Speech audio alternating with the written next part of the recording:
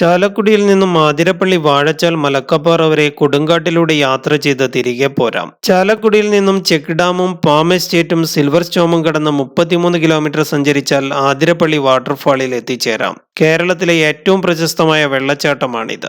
ആതിരപ്പള്ളിയിൽ നിന്നും 7 കിലോമീറ്ററാണ് വാഴച്ചാലിലേക്കുള്ളത്. വാഴച്ചാലിൽ ചെക്ക് പോസ്റ്റിൽ എൻട്രി രേഖപ്പെടുത്തി വേണം മലക്കപ്പാറയിലേക്ക് യാത്ര തുടരാൻ. രാവിലെ 6 മുതൽ വൈകിട്ട് 6 വരെ മാത്രമാണ് പ്രവേശനം. ഇവിടെ നിന്നും 44 കിലോമീറ്റർ ദൂരം കൊടുങ്കാട്ടിലൂടെയാണ് യാത്ര. ലോവർ ഷോളയാർ ഡാമിന്റെ ദൂരക്കാഴ്ച ആസ്വദിച്ചുകൊണ്ടാണ് യാത്ര ചെയ്യുന്നത്. നട്ടുച്ചയ്ക്ക് പോലും കോടമഞ്ഞ് പുതച്ചു കിടക്കുന്ന അതിമനോഹരമായ പ്രദേശമാണ് മലക്കപ്പാറ. ഇവിടെ നിന്നും വാൽപ്പാറ പൊള്ളാച്ചി വഴിയുള്ള യാത്ര വ്യത്യസ്ത അനുഭവം കൂടിയാണ്. പക്ഷേ ഒരു ദിവസത്തെ യാത്രയ്ക്ക് വരുന്നവർ മലക്കപ്പാറയിൽ കുറച്ചു സമയം ചെലവഴിച്ച് 4 മണിയോടെ തിരികെ പോരണം. തിരികെ ചാലക്കുടി വരെയുള്ള കാടിന്റെ ഭംഗി ശരിക്കും ആസ്വദിക്കണമെങ്കിൽ പകൽ തന്നെ യാത്ര തുടരേണ്ടതുണ്ട്. തുടർ വീഡിയോകൾ മിസ് ചെയ്യാതിരിക്കുക, സപ്പോർട്ട് ചെയ്യുക.